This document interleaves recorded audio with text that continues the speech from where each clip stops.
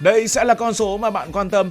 Một con số nghe thì không quá hoành tráng, không phải 50.000 cũng chẳng phải là 100.000. Nó chỉ là hơn 5.000 đô la Mỹ một người một năm. Tức là khoảng 130 triệu đồng thu nhập trung bình một người một năm. Và đó là thu nhập trung bình của một người Việt Nam. Chính con số này lại được nhắc đến rất nhiều bởi vì lần đầu tiên trong lịch sử, Việt Nam chính thức bước vào nhóm các quốc gia có thu nhập trung bình cao. Với quy mô GDP khoảng 514 tỷ đô la Mỹ, Việt Nam không chỉ đông dân mà còn trở thành một nền kinh tế có kích thước đáng kể trong khu vực và trên bản đồ thế giới. Vậy rốt cuộc mốc 5.000 đô la Mỹ này có ý nghĩa gì? Việt Nam đang đứng ở đâu? Và con đường phía trước dễ hay khó để từ một nước thu nhập trung bình cao lên mức thu nhập cao? Trước hết thì cần phải hiểu thu nhập trung bình cao ở đây có nghĩa là gì? Phải làm rõ cái khái niệm. Thu nhập trung bình cao ở đây không phải do Việt Nam tự phong mà là theo cách phân loại của Ngân hàng Thế giới. Ngân hàng Thế giới thì họ chia các quốc gia thành 4 nhóm. Nhóm đầu tiên là thu nhập thấp, có nghĩa là những nước nghèo. Nhóm thứ hai là thu nhập trung bình thấp. Nhóm thứ ba là thu nhập trung bình cao. Và nhóm thứ tư đó là thu nhập cao.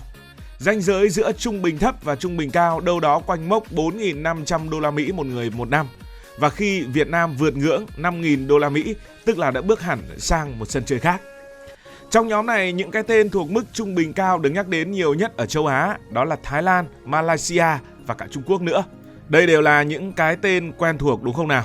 Và đây đều là những nước mà trong suốt vài chục năm qua, Việt Nam thường xuyên đem ra so sánh, học hỏi, thậm chí là mơ ước bắt kịp họ.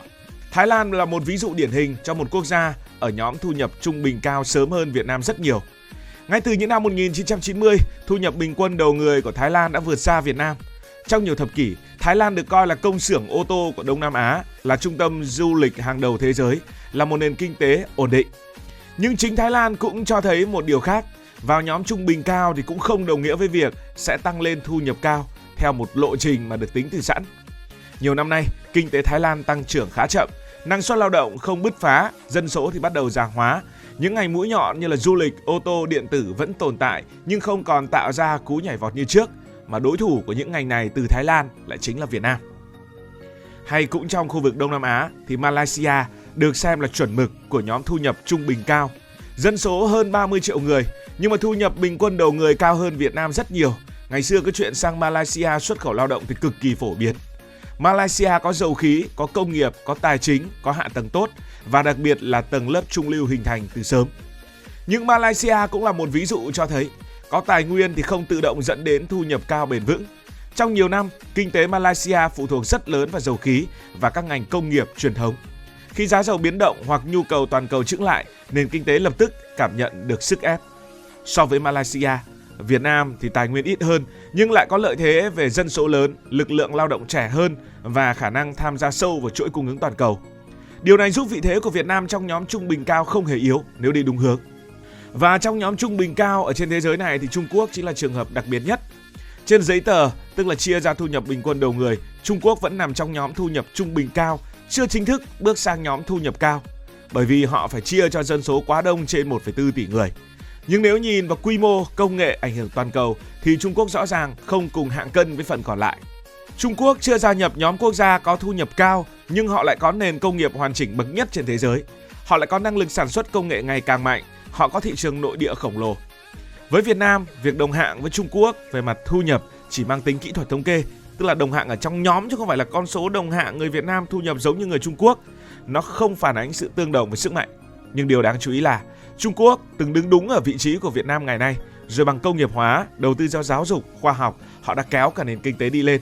Nhìn vào Trung Quốc ở đây không phải là để so sánh hơn thua, mà là để thấy rằng nhóm thu nhập trung bình cao không phải là một cái sàn nào đó, mà nó có thể là bệ phóng nếu làm đúng để chúng ta còn tiến cao hơn nữa. Giờ hãy đi sâu hơn vào quy mô của nền kinh tế Việt Nam và từ đó chia ra cho 100 triệu dân thì mới có mức thu nhập trung bình cao, tức là trên 5.000 đô la Mỹ một người một năm, khoảng 130 triệu một người một năm. Mời các bạn có thể chia ra tháng và xem là mình có thuộc cái nhóm này hay không. Việt Nam lúc này được thống kê thì quy mô nền kinh tế GDP khoảng 514 tỷ đô la Mỹ. Bởi vì đa số chúng ta 1 tỷ đô la Mỹ đã là một con số xa vời nên hơi khó hình dung 514 tỷ đô la Mỹ nó lớn như thế nào. Nhưng mà nền kinh tế thì không nhìn bằng cảm giác mà phải đặt vào so sánh, vào bức tranh thì mới hiện ra rõ ràng. Trước hết nhìn ra toàn thế giới, với quy mô khoảng 514 tỷ đô la Mỹ, Việt Nam hiện nằm đâu đó trong top 35 cho đến top 40 nền kinh tế lớn nhất toàn cầu. Điều này có nghĩa là trên thế giới khoảng 200 quốc gia thì Việt Nam đang đứng trong nhóm, cũng được gọi là khá rồi. Đây là điều mà nếu quay ngược lại một vài chục năm về trước, rất ít người dám nghĩ tới. Để dễ hình dung, GDP của Việt Nam hiện nay lớn hơn toàn bộ nền kinh tế của nhiều quốc gia cộng lại, không phải là những nước nhỏ vô danh mà là các quốc gia có chủ quyền đầy đủ và có hàng chục triệu dân. Việt Nam bây giờ không còn là một nền kinh tế phụ mà đã trở thành một nền kinh tế đủ lớn để các tập đoàn, các cường quốc kinh tế phải tính đến khi mà xây dựng chiến lược dài hạn của họ. Đặt Việt Nam vào bản đồ Đông Nam Á thì vị trí của chúng ta cũng rất ổn. Nếu thu nhỏ về góc Đông Nam Á thì trong khu vực này, Việt Nam hiện chỉ đứng sau Indonesia, Thái Lan, và với Malaysia thì Việt Nam và Malaysia bây giờ chênh lệch nhau không đáng kể. Thế nên tùy theo các thống kê thì Việt Nam, Malaysia cũng chưa biết là ai hơn ai. Indonesia là một gã khổng lồ với hơn 270 triệu dân, GDP thì trên 1.000 tỷ đô la Mỹ và là quốc gia duy nhất tại Đông Nam Á có được con số trên 1.000 tỷ đô la Mỹ. Thái Lan và Malaysia đều đi trước Việt Nam hàng chục năm về công nghiệp và thu nhập. Việc Việt Nam đứng cùng những cái tên này cho thấy một điều rất quan trọng. Chúng ta đã vươn lên nhóm lõi của khu vực, nhóm elite của khu vực, nhóm xuất sắc của khu vực, chứ không còn nằm ở vành ngoài như trước. So với Philippines, Việt Nam thậm chí vượt lên ở nhiều chỉ số quan trọng, đặc biệt là xuất nhập khẩu và khả năng tham gia vào chuỗi cung ứng toàn cầu. Còn nếu so với những nước như là Campuchia, Lào hay là Myanmar thì quy mô kinh tế Việt Nam lớn hơn rất nhiều lần, tạo ra một khoảng cách rất rõ ràng và không phải bàn cãi. So với Singapore thì quy mô nền kinh tế Việt Nam tất nhiên cũng lớn hơn. Chúng ta đang nói về quy mô nhưng mà họ ít dân hơn nên chia ra thu nhập trung bình của họ chắc chắn là rất tốt. Nhưng vào nhóm thu nhập trung bình cao thì Việt Nam cũng có rất nhiều việc phải làm. Nói Việt Nam vào nhóm thu nhập trung bình cao là đúng là đáng mừng. Nhưng nếu nhìn vào mặt sáng mà bỏ qua cái phần chưa được tốt thì rất dễ tự du ngủ chính mình. Thực tế đây là một cột mốc vừa mang lại một vị thế mới, vừa kéo theo những áp lực mới cho Việt Nam. Khi đã bước vào nhóm thu nhập trung bình cao, Việt Nam sẽ không còn được đối xử như một nền kinh tế còn yếu kém, còn nghèo. Những khoản vốn vay ưu đãi trước đây, lãi suất thấp, thời gian dài sẽ dần khó tiếp cận hơn. Bây giờ mình khá rồi thì người ta không ưu tiên cho mình nữa. Các chương trình hỗ trợ phát triển, chuyển giao kỹ thuật, ưu đãi thương mại cũng sẽ bị thu hẹp lại. Thế giới bắt đầu nhìn Việt Nam bằng con mắt khác, không còn là nước cần giúp đỡ một cách khẩn thiết, mà là một đối thủ cạnh tranh thực sự. Quan trọng hơn, Việt Nam sẽ buộc phải đối đầu trực diện với những nền kinh tế đã đi trước hàng chục năm. Không còn chỗ cho cái tư duy đó là chúng ta còn nghèo sau bao nhiêu năm chiến tranh, còn khó khăn nên mong được thông cảm.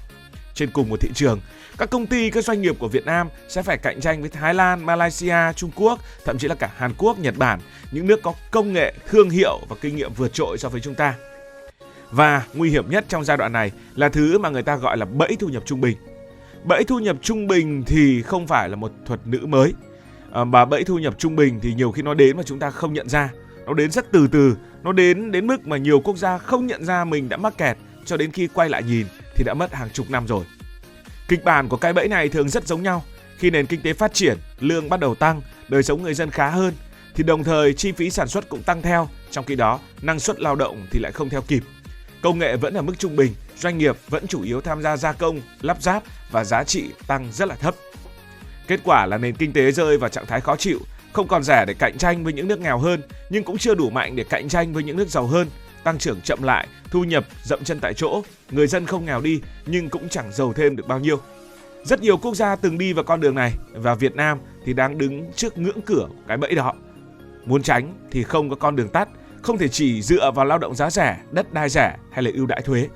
Cách duy nhất là nâng cao năng suất lao động, đầu tư nghiêm túc cho công nghệ, cho đổi mới sáng tạo và đặc biệt là cho con người, cho giáo dục, cho kỹ năng và cho tư duy. Nó giống như chúng ta đi làm, cái giai đoạn đầu mới vào một công ty thì lương tăng rất nhanh, nhưng đến một giai đoạn nào đó lương bắt đầu tăng chậm lại, nhu cầu thì vẫn thế, thậm chí là nhu cầu còn tăng lên. Tiền kiếm tưởng được nhiều nhưng hóa ra cũng tiêu hết sạch. Rồi chúng ta cũng không chịu học hành, chúng ta cũng không chịu đầu tư cho những khoản nâng cấp bản thân. Thì bẫy thu nhập trung bình nó cũng giống như vậy, nhưng là ở quy mô của một quốc gia. Vậy Việt Nam đang ở đâu trên con đường dài hơn? Liệu chúng ta có thể giàu như châu Âu hay là giàu như Mỹ hay không? Nếu gạt những cái cảm xúc, gạt những cái niềm tự hào sang một bên và nhìn một cách tỉnh táo, có thể mô tả Việt Nam hiện nay bằng một vài chữ ngắn gọn như thế này: đủ lớn, đủ nhanh nhưng mà lại chưa đủ mạnh. Việt Nam đủ lớn là gì? Đủ lớn để thế giới thấy rằng họ phải quan tâm đến Việt Nam. Với quy mô nền kinh tế hơn 500 tỷ đô la Mỹ, không ai có thể coi Việt Nam là một thị trường nhỏ hay là một nền kinh tế phụ. Việt Nam đã có mặt trong mọi bài toán về chuỗi cung ứng, đầu tư và thương mại của khu vực. Đó là đủ lớn, còn phần đủ nhanh. Đủ nhanh ở đây đó là tốc độ tăng trưởng nhiều năm liền ở mức cao, doanh nghiệp mới xuất hiện liên tục, xuất khẩu tăng mạnh, đầu tư tư nhân ngày càng đóng vai trò lớn. Điều này tạo ra rất nhiều cơ hội và rất nhiều động lực để đi lên. Nhưng Việt Nam thì lại chưa đủ mạnh, bởi vì những cái ngành công nghệ cao còn ít, thương hiệu toàn cầu của doanh nghiệp Việt Nam thì vẫn hiếm hoặc vẫn kém, năng suất lao động thì vẫn chưa tốt. Nói cách khác, Việt Nam vẫn dựa nhiều vào chạy nhanh, trong khi sức bền và cơ bắp thì chưa tương xứng. Mốc thu nhập trung bình cao vì thế giống như bạn leo lên được tới lưng chừng của một ngọn núi rồi. Nhìn xuống dưới bạn thấy mình đã đi rất xa, vượt xa nhiều chặng đường khó khăn, vượt xa chính mình của ngày xưa. Nhưng mà khi ngẩng đầu lên mới thấy cái đoạn đường phía trước thậm chí còn dốc hơn, gió còn mạnh hơn, khó khăn hơn và không còn dễ leo như trước. Mong rằng chúng ta sẽ chinh phục được ngọn núi thu nhập cao. Cảm ơn vì đã quan tâm theo dõi câu chuyện này. Nếu cảm thấy thú vị, bạn có thể nhấn nút đăng ký kênh, bật chuông thông báo và chia sẻ. Còn bây giờ thì xin được nói lời chào tạm biệt. Cảm ơn các bạn đã dành sự đồng hành cùng Hải Thanh Story. Đi qua những vùng đất, khám phá những điều mới.